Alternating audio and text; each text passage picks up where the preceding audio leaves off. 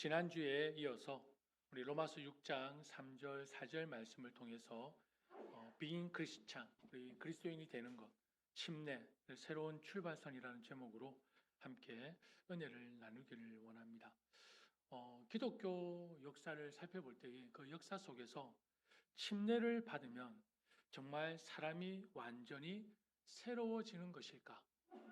그렇다면 그 이후에도 죄를 지을 수 있는 것일까? 이런 신앙적 고민과 논쟁이 아주 오래 전부터 있었습니다. 침례 받으신 분들, 여러분들은 새로운 피조물로 새롭게 거듭나셨습니까? 침례 받으신 분들, 여러분은 새로운 피조물이 되셨습니까? 거듭나셨습니까? 그렇다면 이제부터 죄를 짓지 않고 사시겠네요?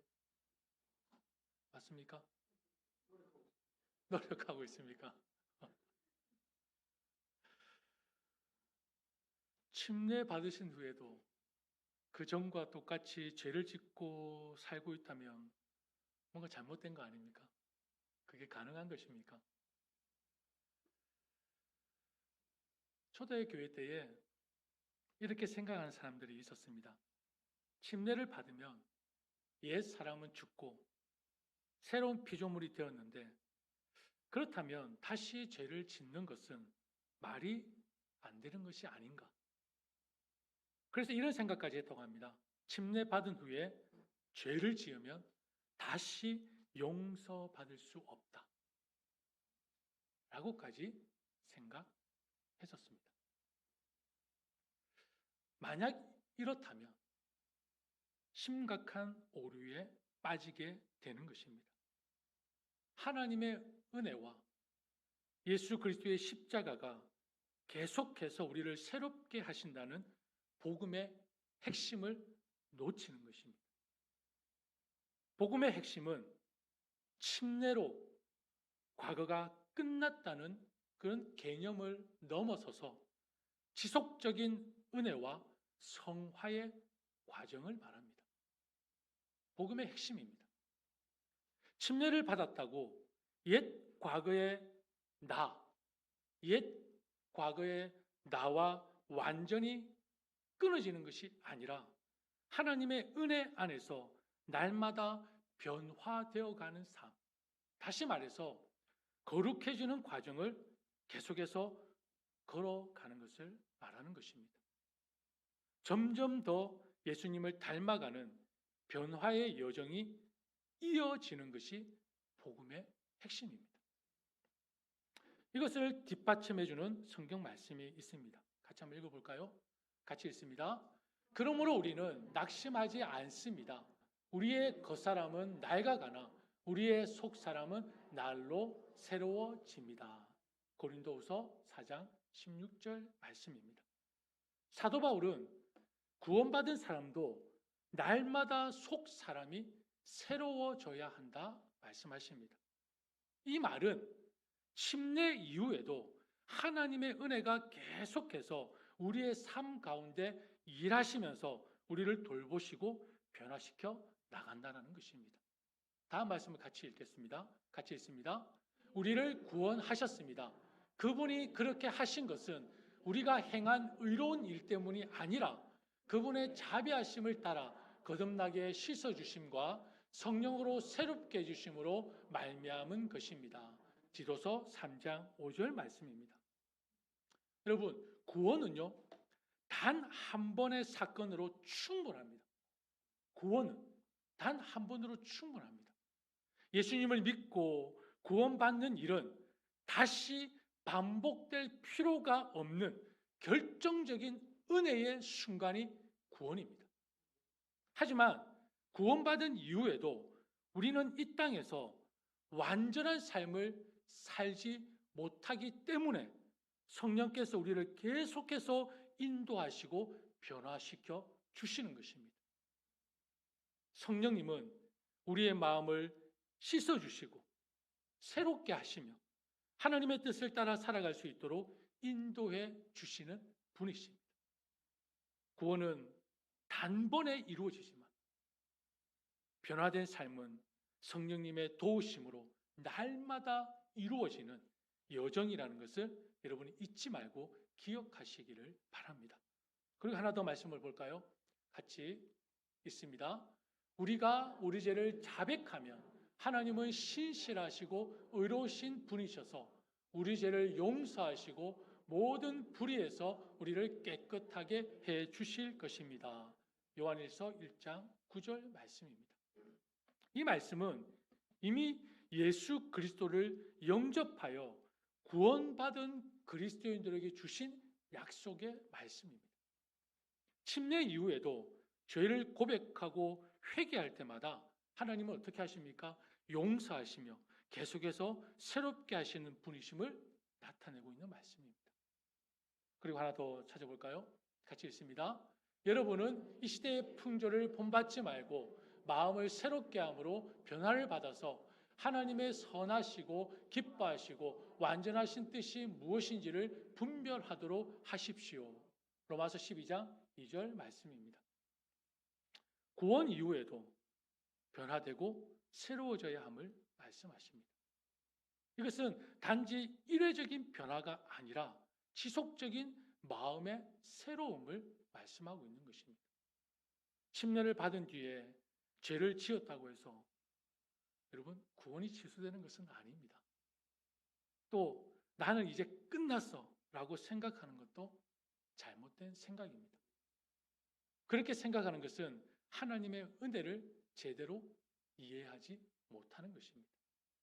하나님의 은혜는 단지 한 번만 주어지고 끝나는 것이 아니라 계속해서 우리의 삶 속에서 일하고 계시는 놀라우신 은혜라는 것입니다. 예수님의 십자가는 단 한 번으로 우리를 구원하셨습니다. 그 사건은. 그리고 그 십자가의 능력과 은혜는 지금도 여전히 계속해서 우리를 변화시키시고 이끌어가고 계십니다. 혹시나 여기까지 말씀을 드리고 이렇게 생각하시는 분이 있을지 모르겠습니다. 그러면 침례를 받은 후에도 죄를 지어도 괜찮습니까?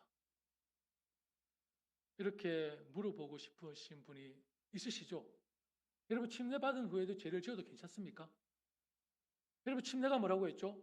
예수님을 나의 구주로 영접하고 예수님을 믿습니다 라는 나의 신앙의 고백이라고 했습니다. 그러면 그 이후에도 죄를 지어도 괜찮습니까? 다들 눈을 밑으로 까지 마시고요. 저를 보십시오. 여러분 침례 받은 후에도 죄를 지어도 괜찮습니까? 여러분 어떻게 생각하십니까? 제가 답을 드려야 할까요? 여러분 이렇게 생각하는 것도 복음을 왜곡하는 것입니다. 잘못 이해하고 계시는 것입니다. 여러분 침례는요. 죄를 짓지 않는 완벽한 사람이 된다는 뜻이 아닙니다. 그렇다고 죄를 지어도 괜찮다는 것은 더더욱 결코 아닙니다. 침례는 예수님과 함께 죽고 새 생명으로 살아가겠다는 믿음의 결단이라고 말씀을 드렸습니다. 그래서 침례받아 그리스도인이 된 그 사람은 죄에 대해 무감각해지는 것이 아니라 어떻게 된다고요? 오히려 더 죄에 민감해지고 죄를 더 멀리하려 애쓰는 사람이 되어야 마땅한 것입니다. 침례는 예수 그리스도를 믿어 예수님을 나의 구주로 영접하겠습니다는 고백과 동시에 침례는 죄와 싸우며 살아가겠습니다. 죄와 싸우며 살아가겠습니다라고 고백하는 새로운 삶의 출발선인 것을 기억하십시오. 죄와 싸우며 살아가겠습니다. 로마서 6장 2절 같이 읽을까요? 우리는 죄는 죽은 사람인데 어떻게 죄 가운데서 그대로 살 수 있겠습니까? 사랑하는 여러분, 십자가의 은혜는 우리가 넘어졌을 때 다시 일어나게 해주는 능력이지 일부러 넘어져도 괜찮다고 합리화하는 핑계와 변명이 결코 아닙니다. 잘 이해하십시오. 십자가의 능력은, 십자가의 은혜는 내가 넘어졌을 때 다시 일어나게 해주는 그 능력과 그 은혜인 것이지, 일부러 넘어져도 괜찮다고 합리화하는 핑계와 변명이 아니라는 것입니다. 침례 전에는, 예수님을 나의 구주로 영접하기 전에는 죄를 자연스럽게 받아들이던 사람이 나는 예수 그리스도를 나의 구주로 영접합니다 고백과 함께 침례를 받은 후에는 죄를 부끄럽게 여기고 회개하게 되는 그리스도인으로 변화되는 것입니다. 죄를 어떻게 한다고요? 죄를 부끄럽게 여기고, 그 전에는 내 입술을 통해서, 내 생각을 통해서, 내 마음을 통해서, 내 행동을 통해서 아무렇지도 않게 지었던 그 죄들이 예수님을 나의 구주로 영접하고 침례를 받은 후에는 이제는 그 죄를 부끄럽게 여기는 것. 부끄럽게 여기는 것. 그래서 회개하게 되어 그리스도인으로 변화되어지는 과정. 침례는 그리스도인으로 새로운 삶을 시작하는 바로 출발선인 것입니다. 출발선. 로마서 6장 12절 말씀 같이 읽을까요? 죄가 여러분의 죽을 몸에 지배하지 못하게 해서 여러분이 몸의 정욕에 굴복하는 일이 없도록 하십시오. 로마서 6장 12절 말씀입니다. 예수 그리스도를 믿고 침례를 받았다고 해서 죄를 지어도 괜찮다고 생각하는 것은 아주 잘못된 생각입니다. 우리 결혼을 한번 다시 생각해 볼까요? 서로에 대한 사랑과 책임을 약속하고 결혼을 했는데 결혼 후에 혹시 이런 사람이 있습니까? 나는 원래 이런 사람이었어. 나는 원래 못돼 X 먹었어. 이게 바로 나야. 이게 원래 나야. 결혼한 후에 그래서 어쩔 건데. 근데 제가 좀 찔리네요. 제가 이런 말씀을 드리고 있는데. 여러분 이렇게 된다면 얼마나 곤란합니까? 저도 찔리지만 결혼 후에 이렇게 바뀌어버린다면 얼마나 곤란하겠습니까? 서로를 향한 약속과 책임은 깨질 수밖에 없을 것입니다. 결혼했으니 이제는 아무렇게나 살아도 된다는 것은 너무나도 무책임한 행동이지 않습니까? 여러분 침례도 마찬가지입니다. 예수님과 함께 살아가기로 약속한 사람은 죄를 쉽게 넘기지 않습니다. 오히려 죄를 더 심각하게 여기고 스스로를 더 살피며 하나님 앞에서 회개하고 변화되기를 힘쓰는 사람이 침례 받은 사람의 진정한 모습입니다. 그게 그리스도인이 되는 것입니다. 침례는 이제 죄를 지어도 괜찮다는 잘못된 자유선언이 아닙니다. 그 잘못된 자유잖아요. 예수님을 따르며 거룩하게 살겠다는 믿음의 결단이며 다짐이 바로 침례의 행위입니다. 예수 그리스도를 믿어 새로운 피조물로 거듭났다면 옛날의 모습은 더 이상 존재하지 않게 된다고 보는 그런 생각이 초대교회 때의 큰 시험거리였습니다. 오늘 로마서 6장을 한번 잘 읽어보십시오. 시험거리였습니다. 사도 바울도 이 문제를 경험했지만 오히려 그 옛 모습은 더 어떻다고 얘기하고 있습니까? 더 끈질기게 쉽게 사라지지 않는다고 사도 바울이 고백하고 있습니다. 옛 나의 모습. 정말 끈질기게 나를 더 괴롭힌다고 말씀하고 있지 않습니까? 옛 사람이란 말은 어떤 말입니까? 우리가 예수님을 믿기 전에 옛 모습, 죄에 끌려 살던 나의 모습을 말합니다.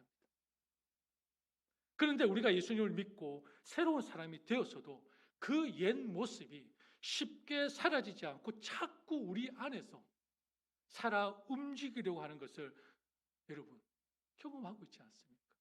지금 여러분 그거 싸우고 있지 않습니까? 아니면은 그래 뭐 이제 결혼도 했으니 이제 침례도 받았으니 예수를 믿었으니 너 마음대로 해 이렇게 하고 있습니까? 그건 아니잖아요.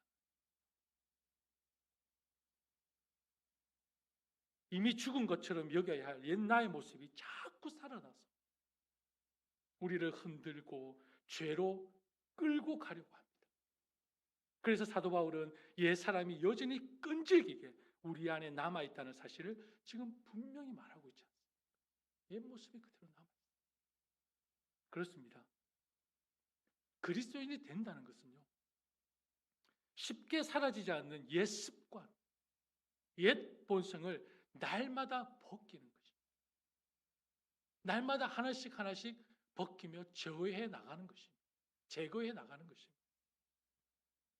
우리가 예수 그리스도 안에서 새로운 사람으로 거듭났더라도 옛 사람은 여전히 우리 안에 남아서 끈질기게 죄로 돌아가려는 마음을 불러 일으키고 있습니다. 계속 나를 죄짓게 하려. 옛 모습으로 그것을 입을 통해서 내 행위를 통해서 내 마음을 통해서 내 관계를 통해서 때문에 우리는 뭐가 필요합니까? 뭐가 필요하죠? 날마다 자기를 부인하고 십자가를 지는 삶이 우리에게 필요한 것입니다. 날마다.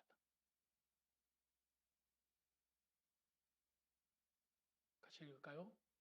우리는 우리의 옛 사람이 그리스도와 함께 십자가에 달려서 죽은 것이 죄의 몸을 멸하여서 우리가 다시는 죄의 노예가 되지 않게 하려는 것임을 압니다.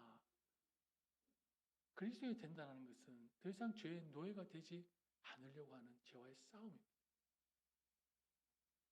하나 더 읽을까요? 같이 읽습니다. 여러분 가운데서 시작하신 나는 확신합니다. 예, 이건 다시 한번 읽을게요. 지금 하나가 빠져버렸네요. 하나가 빠졌네요. 제가 읽어드리겠습니다. 그러므로 여러분은 죄가 여러분의 죽을 몸을 지배하지 못하게 해서 여러분이 몸의 정욕에 굴복하는 일이 없도록 하십시오. 라는 것이 로마서 6장 12절 말씀입니다. 그리스도인은 여전히 남아있는 나의 옛사람과 매일매일 싸워야 합니다. 침례를 받았다고 해서 깨끗하고 완전한 사람이 되는 것이 아닙니다. 다시 출발선에 서는 것입니다. 예수님을 믿어 나의 구주로 고백했던 그 출발선에 다시 서는 것. 여전히 죄와 씨름하는 자신을 고백하며 옛날의 모습과 싸움의 시작이 바로 뭡니까? 침례입니다. 침례가 왜 중요합니까? 라고 물으신다면 그 순간은 하나님 앞에서 이전 나의 모습, 나의 삶과 단절하겠습니다. 끊겠습니다. 믿음으로 고백한 출발이며 새로운 삶의 방향과 새로운 소속을 선언하는 은혜의 순간이라고 말씀드리고 싶습니다. 침례가 왜 중요합니까? 라고 물으신다. 사랑하는 여러분, 우리는 예수 그리스도 안에서 새로운 피조물이 되었습니다. 아멘. 우리는 예수 그리스도 안에서 새로운 피조물이 되었습니다. 하지만 이 땅에서의 삶은 성화를 통해 영화를 향해 나아가는 여정임을 잊지 마십시오. 날마다 새로워져요. 끊임없이 나를 공격하는 죄의 유혹과 싸워야 합니다. 그래서 이 말씀이 지금 필요한 것입니다. 같이 읽을까요? 선한 일을 여러분 가운데서 시작하신 분께서 그리스도 예수의 날까지 그 일을 완성하시리라고 나는 확신합니다. 사도 바울의 고백입니다.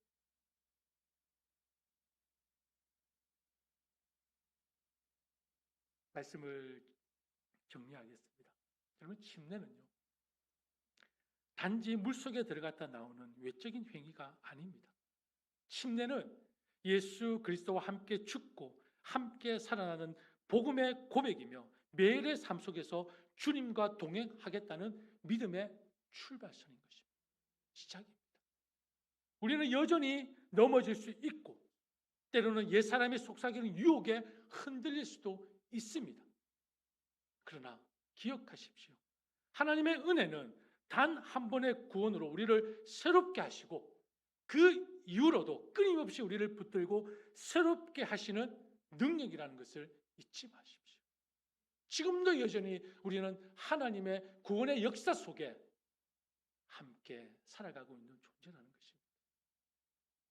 그리스도인이 된다는 것은 세상 속에서 하나님의 사람으로 살아가는 도전입니다. 세상 속에서 하나님의 사람으로 살아가는 도전이 바로 그리스도인입니다. 동시에 매일매일 새롭게 되는 하나님의 은혜입니다. 그리스도인이 된다는 것이 이 세상 속에서 하나님의 사람으로 살아가는 도전이며 동시에 매일매일 새롭게 되는 하나님의 은혜라는 것입니다. 침례의 의미를 여러분 침례를 받으신 분들은 침례의 의미를 다시 되새기십시오. 침례를 받지 않으신 분들은 저는 답이 없습니다. 왜 받아야 합니까? 라고 물으신다면 오늘 주보에 침례는 예수님께서 행하라고 명령하신 하나님의 명령입니다. 침례를 받지 않으신 분들은 침례를 받으십시오. 그게 그리스도인의 믿음의 고백이며 믿음의 시작입니다. 단 한순간의 종교적 의식이 아닙니다. 새로운 삶을 시작하는 믿음의 고백입니다. 그리스도와 함께 새롭게 살아가는 삶의 여정의 출발선입니다. 하나님의 은혜는 저와 여러분을 결코 포기하지 않으십니다. 우리가 다시 죄에 넘어져도 다시 일어설 수 있게 하십니다. 왜냐하면 우리의 죄를 사하시기 위해 단번에 죽으신 십자가의 은혜와 능력은 지금도 여전히 우리의 삶 가운데 함께 하시기 때문입니다. 그러므로 예수 그리스도를 믿어 침례를 받은 여러분들, 이제는 죄에 대해 더욱 민감해지십시오. 이게 맞는 것입니다. 나 예수 그리스도를 믿어서 구원받았어. 그래서 얼씨구나. 이게 아니고요. 내가 예수 그리스도를 믿어 내가 새롭게 거듭난 새로운 피조물이 되었다면 이제는 옛 모습과는 싸워요. 죄에 대해서 더욱 민감해지셔야 합니다. 여러분 오늘날 시대를 한번 보십시오. 죄에 민감성이 있습니까? 저부터요. 없어졌어요. 그냥 나의 말 습관에 내 말 습관인데 내 행동 하나에 내 습관인데 너무나 상대화되어졌고 너무나 죄에 대한 이해의 폭이 엄청 나버렸습니다. 죄가 죄인 줄 모르는 이 시대.